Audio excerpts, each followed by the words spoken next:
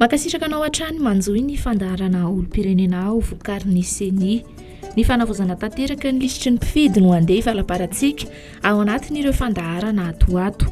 Zava-dehibe loatra ary tsy misy raha tsy isaky ny fotoana izany araky ny voalazan'ny lalàna. Amin'izao fotoana izao dia efa ao anatin'ny asa mifandraika amin'izany tanteraka ny CENI ary ao ny an-daniny atao anatin'ny fandaharana androany.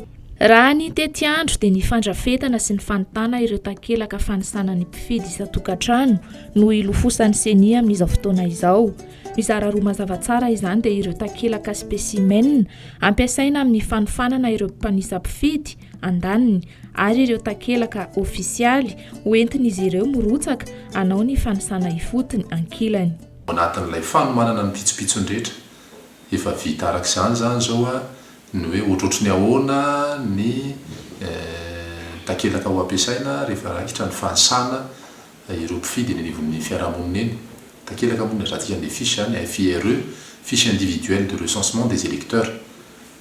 Inona avy no voarakitra ao anatin'izay sy ny sisa. Izy avy no tokony hanao sonia amin'izay satria ny olona rehetra izay isaina dia tsy maintsy voarakitra ao anatin'io fiche io avokoa no momba azy ary ametrahana dika mitovy an'io fiche io ireo olona ireo.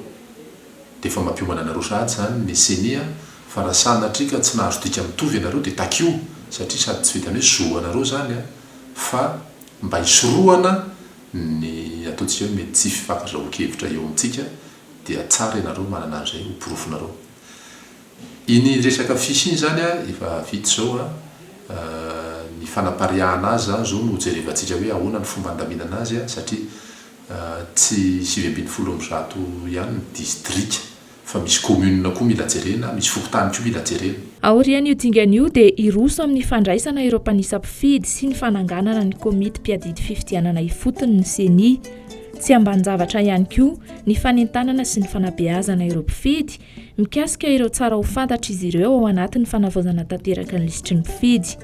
Anombohana izany indrindra ny varavarana misokatra isaky ny renivohim-paritany enina, ampahafantarana mombamomba ny asan'ny CENI sy ny zosy adidin'ny mpifidy ao anatin'ny zotram-pifidianana sy ireo dingana ao anatiny. Mifaranatreo ny fandarantsika ao an'ny anio, mankasitraka anao nanjohy anay dia mandrapitafa indray